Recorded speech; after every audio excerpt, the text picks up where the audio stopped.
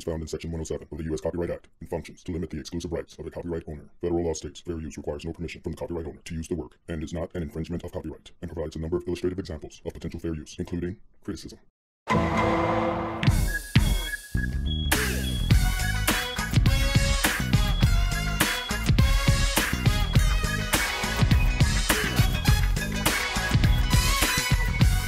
Okay, I'm ready. Suits on? Yes, ma'am. Your birthday suit. Only one I've got.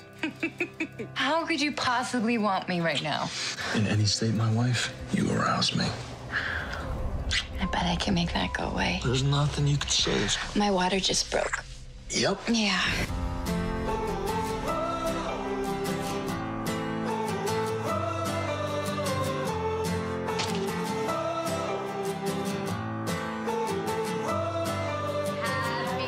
Sun came up and we're still awake. Wore the same shirt. 36 today. You don't look 36. It's all okay. This is the biggest moment of your life.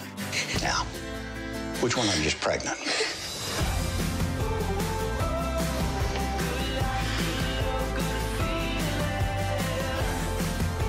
I'm sorry, guys. I need a cut. Kevin, I know you care about the character. I do care about So say the line or find another job. I found him. My father. He is looking good. You hear that, babe? We got a boy. Something's not right. Some oxygen for her, please. So what's happening? Your wife is in distress, Jack.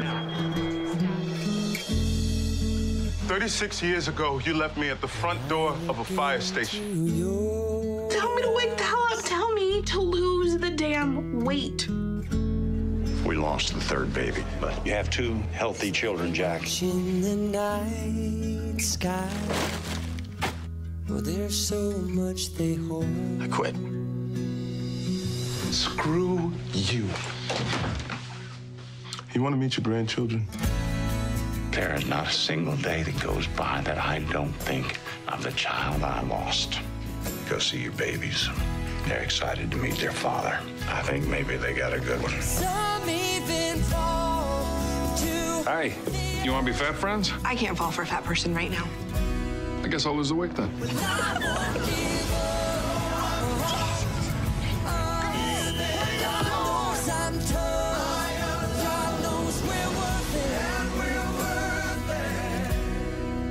I won't give up on us.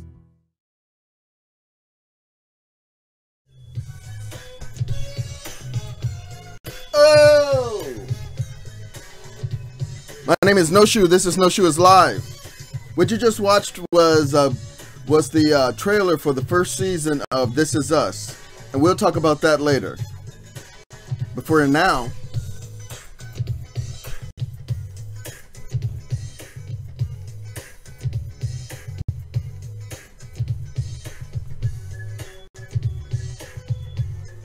creepy? It's creepy.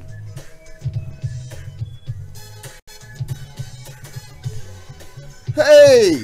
Hello! Again, my name is Noshü. This is Noshü is Live. I'm here every day live on your YouTube. Monday, Tuesday, Wednesday, Thursday, Friday, Saturday, Sunday. Every day from now until May 18th.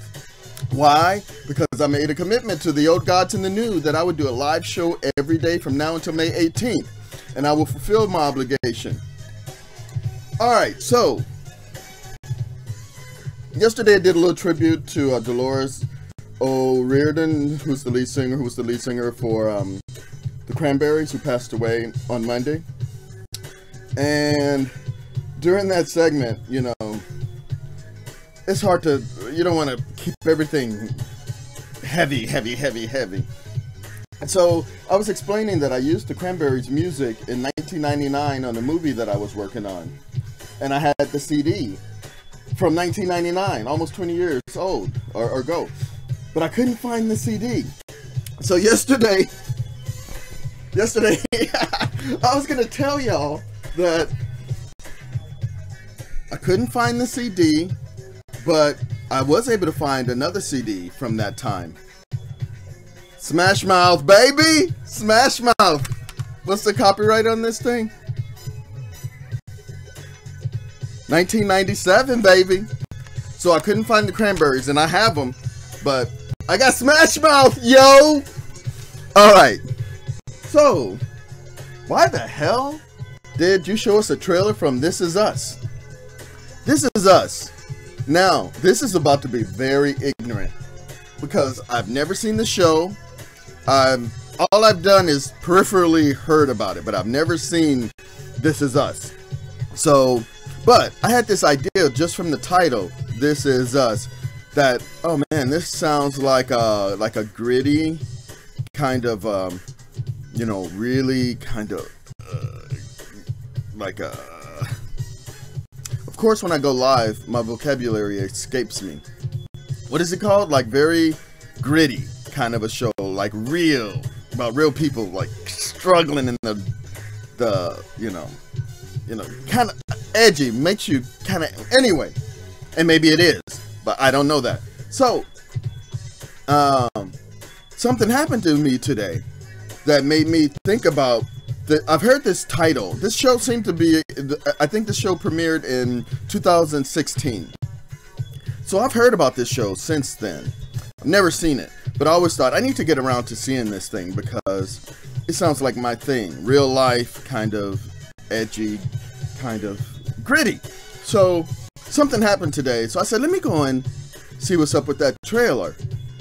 So I put that trailer on just so I could get into the groove of this show, and maybe I get into it and then I can talk to you about it. So I put the trailer on. This is ignorant, and this is just me. That trailer sucked. For me, I shouldn't say that because people are trying to do their thing, but I just gotta express, right? I just gotta express. I put it on, I was very disappointed. I thought it was gonna be something, and it turned out to be from the trailer. I don't know the show, never seen the show, and I think there's even a second season, or even a third, I have no idea. But the trailer was so cheesy. I was so disappointed. I thought, at least, if you're gonna really spotlight this show, you put your best stuff in the trailer. You leave something as a surprise, but you put some good stuff in the trailer. If this was the good stuff, I'm not happy. I'm not happy. Who gives a fuck what I think about this show? But I'm not gonna watch it just from that trailer. However, I'm gonna tell you what made me think about it. My idea of the show may not be what the show is, or it may be. Since I haven't seen it, I don't know. But my idea of the show was really gritty, you know, real life stuff. So I was cooking. I was in the kitchen cooking today. And I was at the stove, and next to it, a cutting board. I was cutting up some stuff. And at my feet, my dog was sitting there. My dog, Kobe, he's almost 18 years old. He suffers from a lot of ailments. And just because he's old, you know, he has a good life, but he's just old. He's elderly, and you got to treat him like a elder. So he was there, and I can see him sitting weird because his hips are all jacked up and whatever. And it flashed back to me, you know, 10 years ago, 15 years ago, our relationship, my dog and me. And it's so different now. Although there's some stuff that's still the same, but it's different. He's kind of evolved into a different dog, you know, because of his age. Like when he was young, very active, of course. When you're older, you're not going to be that active, but when he was young, he was very active, ornery. He hated everybody, including me and my ex-wife. But we loved him. She picked him out, and, you know, but now he's, you know, he moves slowly, and he doesn't have the same edge. He's not the same dog, even though he's the same dog, but he's so different than what he used to be.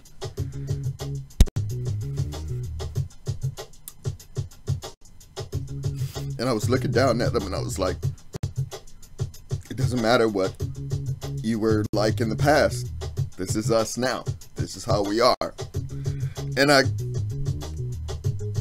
got like a embrace from saying that, you know, like, it doesn't matter what the past is. It doesn't matter how things went in the past. That's for everything, I believe. What matters is how it is now. And right now, this is us. And I embraced it. And I loved it. And I thought, you know what? forget about that Kobe from then. This is how we are now. I love it because this is real life.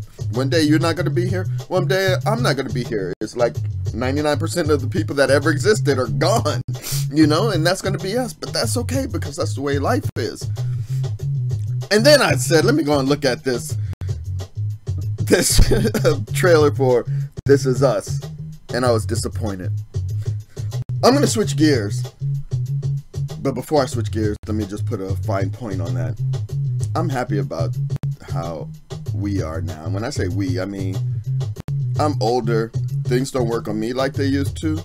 My vision's not like it used to be. I don't have the same hair that I had. My weight is not the same. But this is who I am now. And I'm accepting it. And that's how Kobe is now. And I'm accepting it. And I think if there's something about embracing, even if it's not good. I'm not rich. I make less money now. I make so much less money now than I made previously. And it's by choice, by the decision of the jobs that I took or decided not to take. But I'm so happy now. And I'm financially not the same. My dog is not the same. I'm not the same.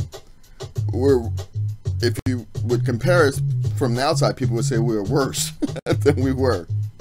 But I love us. Because this is us. Anyway, so I want to share something with y'all.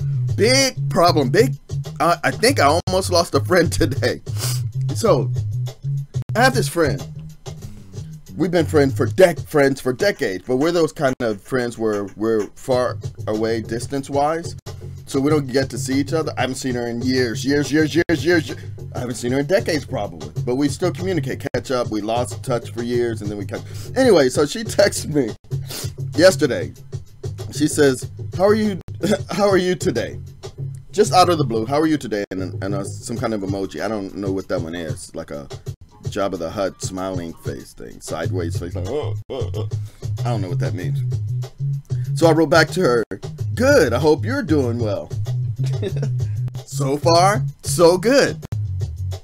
And she writes back, "Oh, I'm in this other city right now, traveling for work." And she says, "Take care of yourself." And I said, "Be safe in your travels. Talk to you soon." Still, so far, so good, right? And then I gotta change the music for this.